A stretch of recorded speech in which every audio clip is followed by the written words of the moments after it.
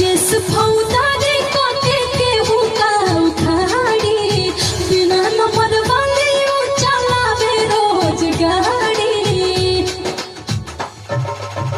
केस फौदारी काटे के हुका उखाड़ी बिना नंबर वाली चलावे रोज गाड़ी। केकर भाखल बट जान दी कोर्ट में बयान, केकर भाखल बट जान दी कोर्ट में बयान।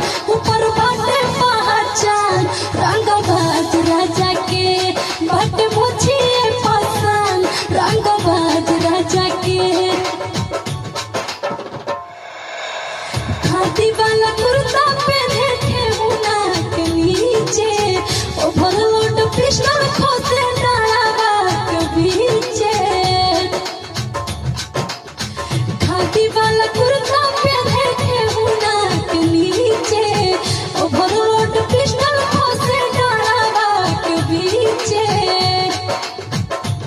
कसहु बनल रहो सान दिल वही पथेयान, कसहु बनल रहो